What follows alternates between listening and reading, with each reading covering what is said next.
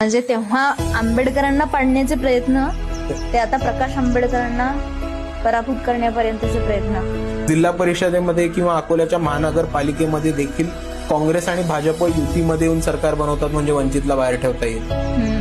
हा सगळा प्रकार होतो. पण तिकडेची जी काँग्रेस आणि भाजपची अलायन्स आहे ते कधी बी टीम होत नाही. पण ते फक्त वंचितांसाठी हा आरोप ठेवला असतो रिझर्व्ह.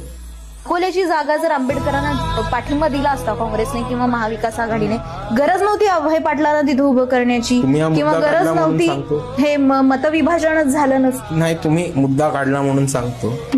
अभय पाटील यांनी 5 दिवसापूर्वी काँग्रेस सोडलेलं आहे. सोडलं?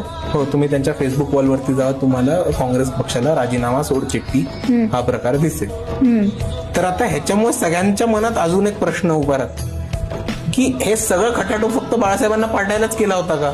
आणि जेव्हा अशी टीकाही होती की ते संघाशी कुठेतरी त्यांची पार्श्वभूमी आहे, त्यांचे आजोबा संघामधले हे होते, पदाधिकारी होते.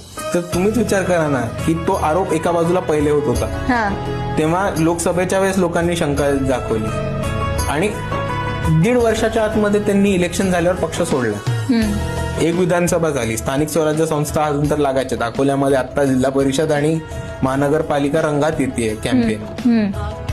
तर अशा वेळेस पक्ष सोडणं याचा अर्थ की तेव्हा काँग्रेसचं धोरण झालेलं की काही झालं तरी बाळासाहेबांना पाडा, हे काँग्रेसचं धोरण स्पष्ट होतं असं मी म्हणतो. तर आंबेडकरांना बाळासाहेबांना काँग्रेस बीजेपी ठरवून कॅन्डिडेट देणं, जिल्हा परिषदेमध्ये किंवा अकोल्याच्या महानगरपालिकेमध्ये देखील काँग्रेस आणि भाजप युतीमध्ये येऊन सरकार बनवतात म्हणजे वंचितला बाहेर ठेवता येईल. हा सगळा प्रकार होतो. पण फक्त प्रॉब्लेम काय होतो, अकोला आपल्या बॉम्बेच्या स्टुडिओजपेक्षा खूप दूर पडतो.